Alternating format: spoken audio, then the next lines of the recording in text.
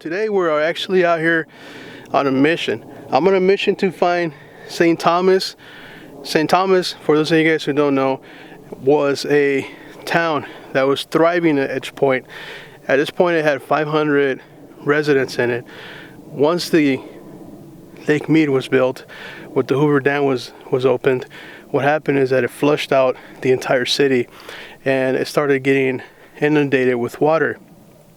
So naturally the residents had to go somewhere, so they fled the place.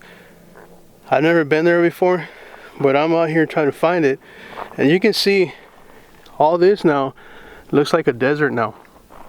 It used to be a thriving farming community at one point, and as far as you can see now, it's a desert. And here's proof to you that this place used to be underwater. Let me show you on the floor. You see all these shells right here? Look at this. These are all shells.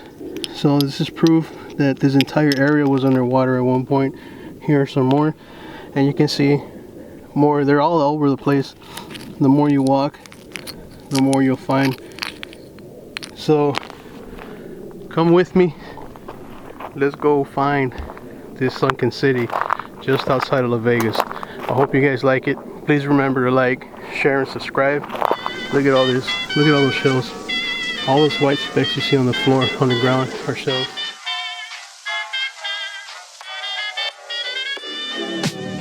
I'm flying high, but I've got a feeling I'm falling for nobody else but you.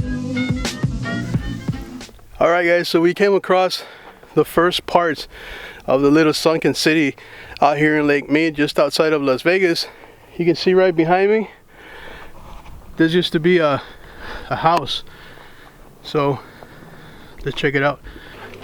You can see in there, you can see all the mud from let's see, look at that. Isn't that cool? This is the inside of the house that used to stand here years before the Hoover Dam was built. So once the Hoover Dam was built, this entire place, as far as you can see, was buried underwater. Like I said earlier, due to the floods, due to the drought, now the city is coming back to life. Or not to life, but it's coming back to the surface is what I meant. That actually used to be a doorway. So that right there and that right there were doorways. So it's still buried, you know.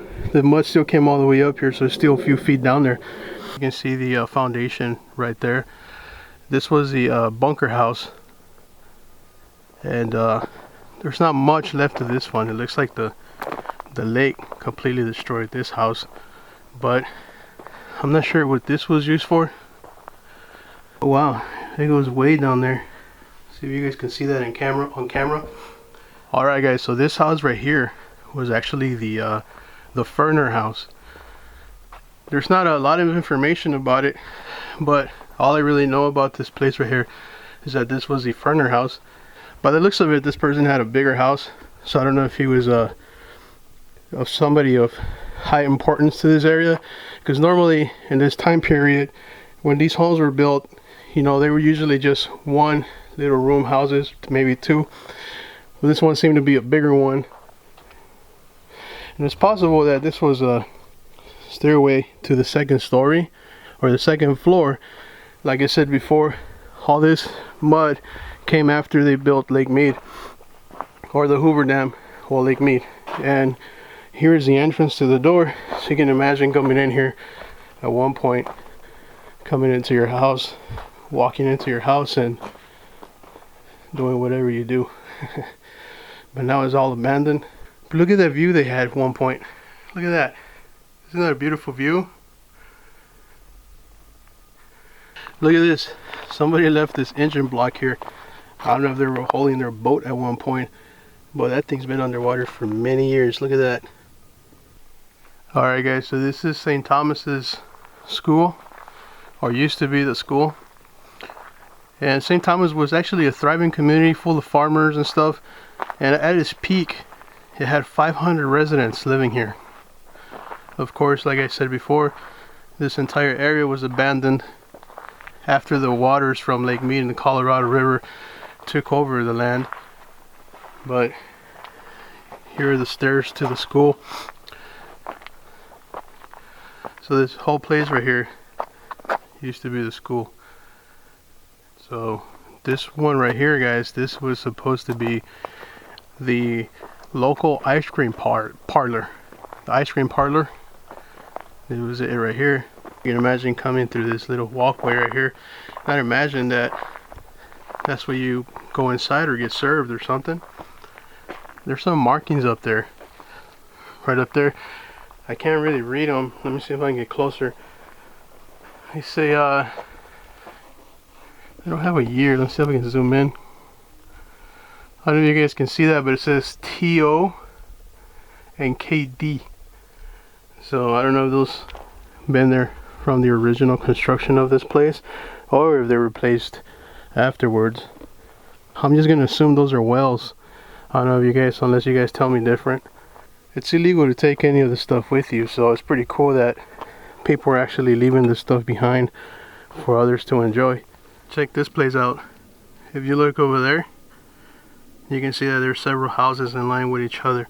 So this must have been like the main community area or something, all the way up here. And back in the day, this used to be a main stop for travelers that would come from Utah to Los Angeles or Los Angeles to Utah. They would actually stop here and refuel or gather supplies rather and keep going on their way. Alright guys, so according to the records that I was able to find, this right here was actually a general store. It's called the Gentry General Store, and you can see by the foundation, by the way it's laid out, there was a pretty good sized area where you can come and get filled up with supplies again. I'm not sure exactly how it was laid out, but I'm assuming you come in somewhere over there, and that must have been the backside. But yeah, this is pretty cool. Okay guys, so right across the street, that was the general store right there, and right across the street over here you have Gentry's house. That was his house, so that was the store owner's house. He lived directly across the street from it. So there's what used to be the steps, the window, I'm assuming, and this is for a second floor, or it had a basement. So can you imagine all the memories that were left here, that were done here?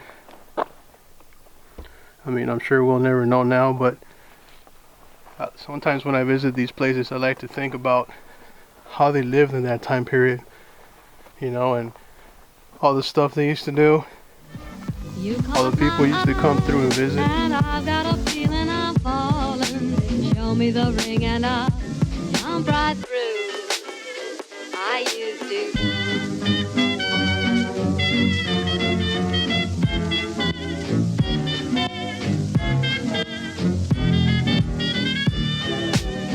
I'm flying high, but I've got a feeling I'm falling for nobody else.